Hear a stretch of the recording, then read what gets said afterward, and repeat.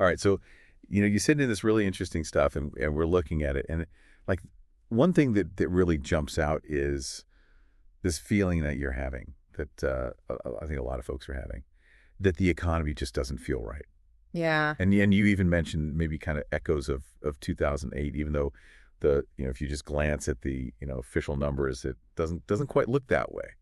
Yeah, I mean, I think that's a great place to start for this deep dive because it's really about this tension that exists between these big economic figures that we hear about and then what you're actually experiencing on the ground. Well, And the goal is to really unpack the information that you send and try to get to the heart of why you feel that way and whether those feelings are justified. Are things really that bad? Are they not as bad as they seem? And to do that, we have a lot to cover. You've sent stuff about GDP and inflation and even how immigration could be playing a role, and then some really practical tips about personal finances. yeah. So let's jump right into. I think going back to that 2008 thing is super interesting. Why do you think you might be feeling, those 2008 anxieties resurfacing now? Well, I mean, you're not alone in feeling that way, and I think a Yeah. lot of it stems from uncertainty around policy, right? Right. So things like the changes in tariffs and trade policies that have been kind of swirling around, and you've got some economists, even like Larry Summers, whose views you sent to us, and he's talking about like roughly 50 chance of a recession. Wow. And Goldman Sachs has also upped their probability to around 20%. So when you hear those kinds of outlooks from major, economic players, it definitely kind of fuels a sense of, caution. Right. And so you have these big names saying that things might be getting bad, and you sent us those, but then, you also sent some of these other statistics, and I'm looking at, the fourth quarter of 2024 showed GDP growth of 2.4%, and unemployment in February of this year was pretty low, right, at 4.1%. So that doesn't immediately suggest, that we're in a huge crisis right now. You've hit on a really critical difference from 2008 because back then, it was unmistakable, right? It was a very visible crisis, that the housing market collapse that kind of triggered this widespread, financial meltdown. And what your sources indicate now is that the unease is more about potential future instability Mhm. and the ongoing impacts of things like inflation rather than like a full-blown crisis, Right. being reflected in all of the major data Right. points. So it's less like being in the middle of, an earthquake, and it's more like feeling the early tremors and kind of wondering, what's going to happen. Exactly. Yeah. But okay, so if things aren't, drastically bad right now, like they were in 2008, what is it about the current economic landscape that could be, causing these feelings of a hidden downturn, or, even a secret recession?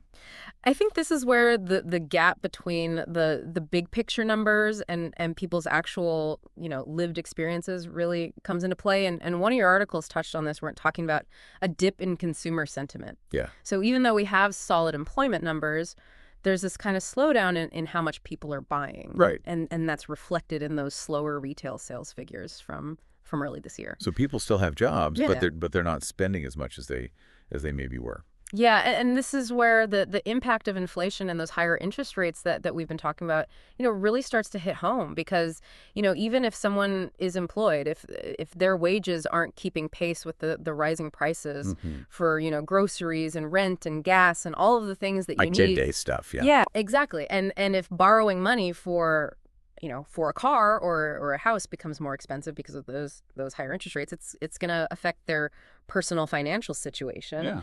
and how they feel about the economy overall, right? It creates this sense of a squeeze, Right. even if officially we're not in a recession. So it's almost like there's this disconnect between like the overall picture and then like how it feels to actual individuals. Exactly. And I think this leads perfectly into another point that was raised by some of your sources, and that's the limitations of GDP as the sole measure of like, how the economy's really doing for people. Right. Because it's this huge number that everyone focuses on, but what are some of the things that it, doesn't really tell us about our actual economic lives? Yeah, GDP. So it measures, the total value of goods and services that are produced in the economy, but it doesn't capture a lot of things that are really crucial to understanding, like, economic well-being. Mm. For example, GDP completely ignores things like income inequality. So even if GDP is rising, it doesn't necessarily mean that everyone is benefiting equally. Right. So all of the gains could be going to just like a tiny little sliver of the population. Exactly. And it also doesn't take into account environmental costs, right? So if we're producing more and more stuff, Hmm. but it's, polluting our air and water and depleting resources, Right. GDP doesn't really reflect that negative impact. And it also doesn't account for unpaid work, right? Like the work that's done within households, Yeah. Caregiving, all that. all of that, child care, elder care, all of that really important work that's not factored into GDP. So it's basically saying that GDP doesn't really measure, how we feel, right? And if we're happy and, and things like that. Exactly. And one of your sources even pointed out that Simon Kuznets, who is, one of the economists who helped develop GDP, he actually cautioned against using it as like the primary measure of a nation's welfare because he understood these inherent limitations. Yeah, I remember reading that. It's almost like he was saying, hey, this is a good measure for some things, but don't take it too far. Right. Yeah. And I think the Robert Kennedy quote that you included in your sources really drives this home, right? It says that GDP measures everything except that which makes life worthwhile. I love that quote. It's such a powerful reminder that just looking at economic output doesn't really capture, the full human experience or societal progress. It makes you wonder if we focus too much, on just this one number sometimes, and you also sent some stuff about, some alternative measures like the Human Development Index. Mm-hmm. What are those trying to capture? So those are, attempts to look beyond, just the monetary value of production and consider, overall quality of life. So the Human Development Index, for example, it includes things like average life expectancy and levels of educational attainment. Oh, interesting. So it's trying to get at, are people living longer, healthier lives? Right. Are they getting access to education? Okay. Things that GDP just doesn't take into account. So it's really interesting that, that even if the broad numbers look good, if people's wages aren't keeping up, or if there's a huge, gap between the rich and the poor, or if, other parts of their lives are suffering, then it makes sense that they would feel like, the economy isn't really working for them, even if, Yeah. the GDP number is saying that it is. Absolutely. And I think that takes us, quite nicely into this issue of inflation that's directly affecting everyone's, day-to-day life. And your sources really give us a clear snapshot of where we stand with inflation right now. Yeah. We've all seen the headlines, inflation this, inflation that, but what are the numbers really telling us? And how is that, translating into what people are, feeling at the grocery store or the gas pump? So the data from February of this year shows us that inflation was at 2.8% for the year ending in February. So that's actually down from the higher rates that we saw in 2022, but it's still above the Federal Reserve's target rate of 2%. Oh. And that seemingly small difference, can have a real impact on people's ability to afford, basic necessities. So it's not just, a number in a report, right? Yeah. It's actually, affecting how much milk costs and how much, gas costs and stuff like that. Precisely. And one of your sources had this really striking example. I think it was about eggs, right? The price of eggs compared to the price of sporting goods. Yeah. I remember reading that. That was crazy. Like eggs went up a lot and sporting goods actually went down. Yeah. So the price of eggs jumped something like 58.8% year over year.